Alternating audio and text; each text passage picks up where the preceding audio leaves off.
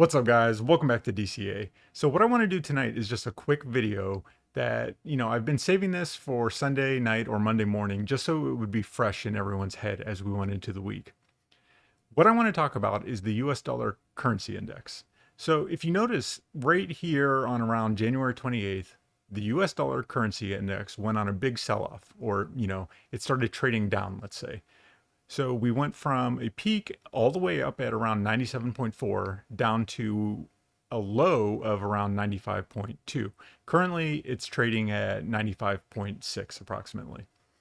So if you've seen some of the prior videos I've done on the DXY, I actually haven't done one in a while, but there's in general an inverse relationship between the DXY and risk assets, particularly crypto. So when the DXY is trending up, typically crypto is trending down. And when the DXY is trending down, typically what we see is crypto trending up. All right. Now it's not always, exactly that simple of a matter. But in general, when there are large, acute moves in the DXY, we typically see some sort of reaction in crypto. Now, if other things are happening in crypto, like, we hit 69K and then went on a sell off, that can sort of pummel through whatever's happening with the DXY. And that sort of takes precedent because people are panic selling, etc. And that's how you wind up in a position where you go from 69K all the way down to 33K in a matter of just a few short months.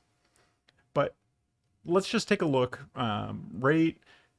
Right here, we saw on November 10th, we saw the DXY go from a price of around 93.9 all the way up to here at around 97.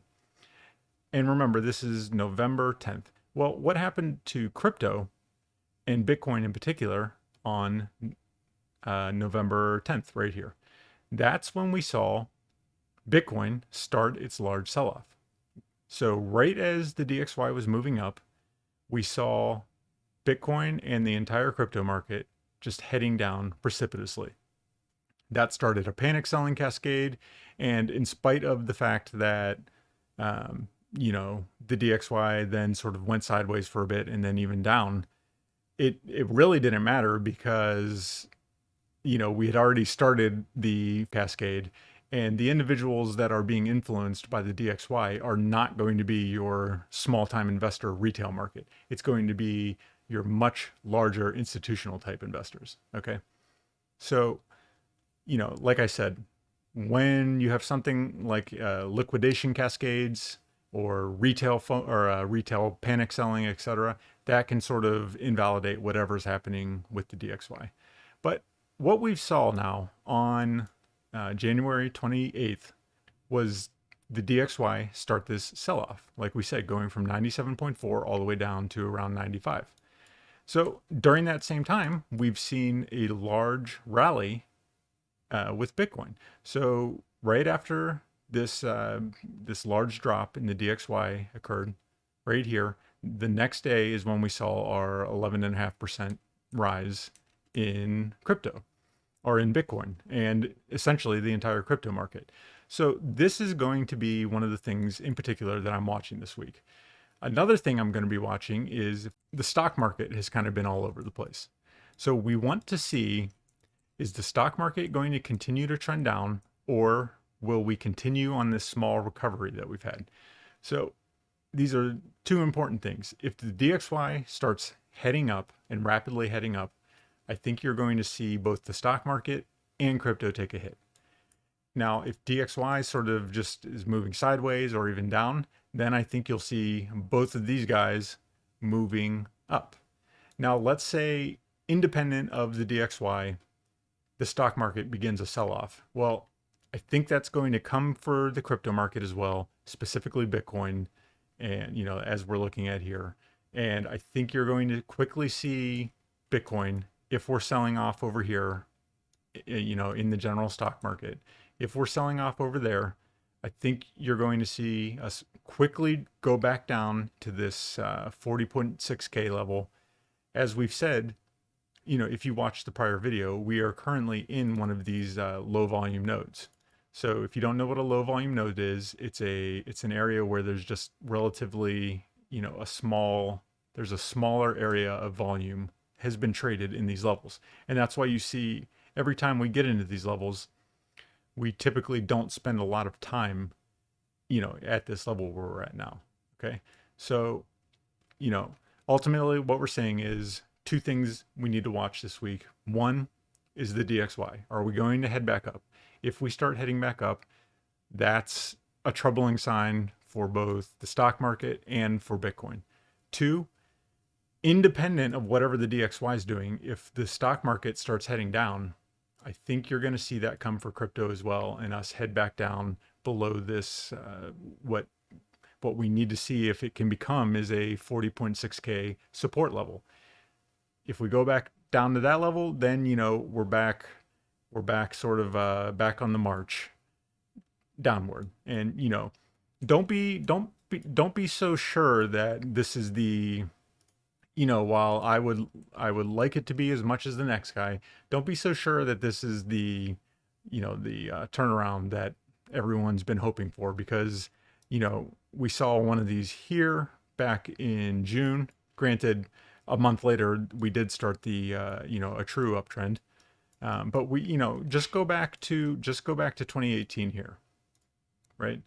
If we just draw a downtrend, well, we broke this downtrend right here, right? We broke through this downtrend even on a large candle, which is typically how you would like to see yourself break a downtrend, on a large candle with nice volume. But then, just a few weeks later, we were just back heading down again. We headed down about 40% from where we got to at this peak at around 10,000. We were back down to around 6,000.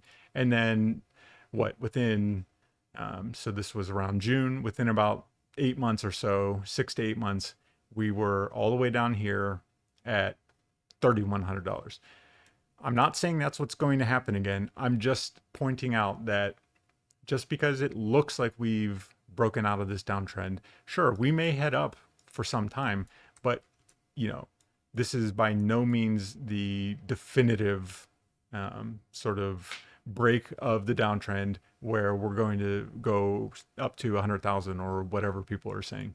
So it's not to say it can't happen, but it's just to say, before you go FOMOing in, putting all your cash that you have on the sidelines in all at once, I would suggest just continuing to dollar cost average. It takes the volatility out of the market for you. It takes the emotion out of the market for you. So if you can do those things, just watch for, these indicators or, these signs of the macroeconomic picture that we're going to be watching right now.